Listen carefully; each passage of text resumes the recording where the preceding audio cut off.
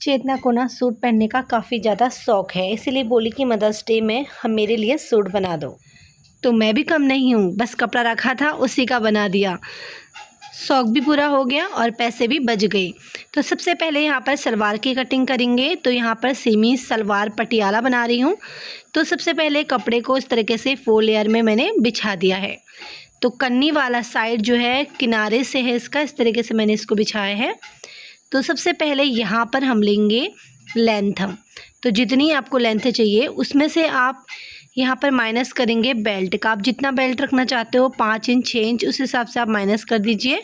तो उसके बाद यहाँ पर फुल लेंथ लेंगे जितनी भी आपको सलवार बनानी है 5 इंच माइनस करते हुए। तो यहाँ पर 25 इंच पर निशान लगाऊंगी, 5 इंच ऊपर छोड़ दिया है। टोटल लेंथ यहाँ पर 30 इंच आई थी, तो 2.5 इंच इसमें एक्स्ट्रा भी है नीचे मोहरी के लिए। तो इस तरीके से यहाँ पर ऊपर से 2.5 इंच यहाँ पर ले लिया है। तो अब यहाँ पर सबसे पहले हम मोहरी का निशान लगाएंगे। तो मोहरी आपको जितनी रखनी है उस हिसाब से आप लगाइए। तो यहाँ पर 4.5 इंच के करीब यहाँ पर मैंने मोहरी ली है। तो और अब ऊपर से हम जितना भी फैब्रिक बचा है ना, तो यहाँ पर पहले हम इस नीचे से इस तरीके से आसन लेंगे। तो बच्चों का आसन तो यहाँ पर हम लेंगे।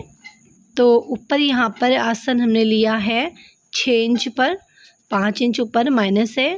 टोटल आसन जो है 11 इंच हो जाएगा। तो यहाँ पर अब हम यहाँ से इस तरीके से इंच टेप को पकड़ेंगे और नीचे मोहरी वाले निशान पर से इस तरीके से मिलाएंगे और मोहरी के साइड से इस तरीके से तिरछा निशान लगाएंगे यहाँ पर तक, ताकि हम इसे फोल्ड करें तो ये ऊपर बराबर आए। तो बस अब इसी निशान पर हम कट कर लेंगे, यहाँ पर थोड़ा सा गुलाई देते हुए। तो उसको इस तरीके से कट कर लेंगे। तो ये हमारे सलवार की कटिंग हो चुकी है। अब यहाँ पर इसकी बेल्ट निकालेंगे। बेल्ट की लंबाई यहाँ पर 8 इंच जो कि 5 इंच तैयार रहेगी। 3 इंच में से 2.5 इंच जो है ऊपर नेफा फोल्ड होगा और आधा इंच दबाव में जाएगा। और इसकी चौड़ाई रखी है 19 इंच। तो इस तरीके से कंप्लीट सलवार की कटिंग हो चुकी है। इस तरीके से फोल्ड होगा तो यहाँ पर इस तरीके से बेल्ट हो जाएगी। तो चलिए अब इसकी स्टिचिंग दिखा देते हैं। तो सबसे पहले बेल्ट की स्टिचिंग करेंगे। तो यहाँ से जो खुला भाग है उसे सिलेंगे पहले इस तरीके से। इसको इस तरीके से करना है। तो इसे हम सेंटर मानेंगे। तो ये आगे की साइड रखूँगी मैं।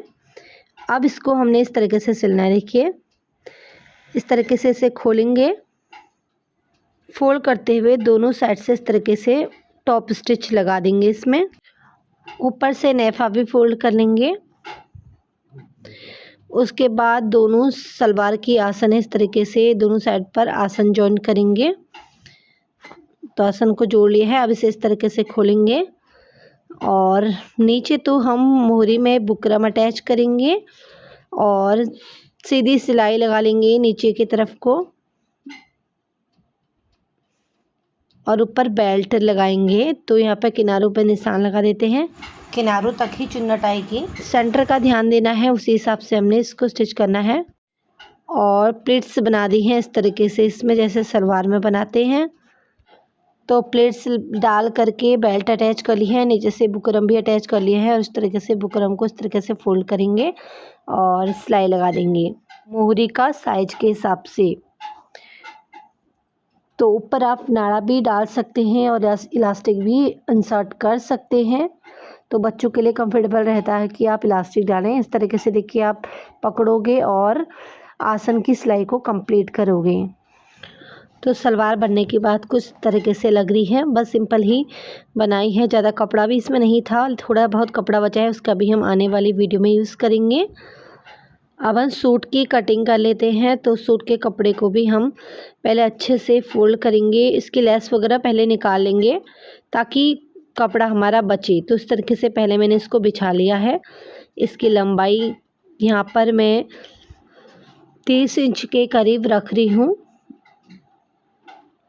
तो अब यहाँ पर इसको हमने जो हमारी हिप है ना उसके अकॉर्डिंग कपड़े को बिछाना है और प्लस 2 इंच एक्स्ट्रा। तो अब यहाँ पर सबसे पहले मोहरी लेंगे, तीरा लेंगे। तो तीरा 6 इंच लिया था, आर्म होल भी हम 6 इंच रखेंगे। और यहाँ पर चेस्ट का निशान लगाएंगे 7 इंच पर और इस तरीके से इस पर हल्की सी गोलाई दे देंगे। तो अब यहाँ पर 6-6 की दूरी लेंगे हम। चेस्ट से कमर के लिए 6 इंच या 6.5 इंच पर आप रख सकते हैं। तो यहाँ पर 6-6 की दूरी और हिप के लिए भी 6 की रख सकते हैं या फिर 6.5 की भी रख सकते हैं। और इन निशानों को हम सीधा कर लेंगे।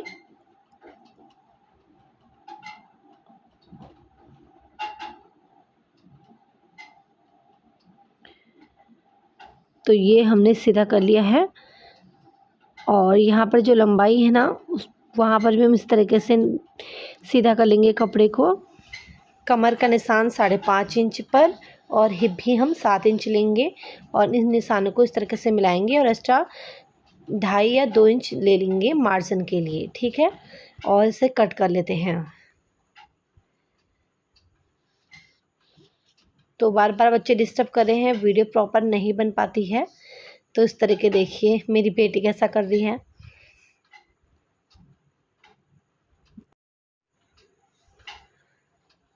तो यहाँ पर हमने आस्तीन की कटिंग भी कर ली थी। मैंने तो यहाँ पर आस्तीन की कटिंग कर ली थी लेकिन उसने फिर लगवाए नहीं थे आस्तीन, तो आस्तीन की छटाई भी कर ली थी इस तरीके से फ्रंट आस्तीन की। तो गले की यहाँ पर चौड़ाई जो है 3 इंच ली थी और लंबाई आगे का फ्रंट 6 और बैक जो है 4 इंच का लिया था। इस तरीके से गोलाई दे देते हैं और यहाँ पर हम इसी कपड़े को रख करके पट्टी भी कट करेंगे। तो ये बचे हुए दोनों साइड से दोनों गला पहले हम कट कर लेंगे। तो जो पैच होता है ना गले का उसको हमने नहीं फेंका, उसी से हमने यहाँ पर ये कपड़ा निकाला है।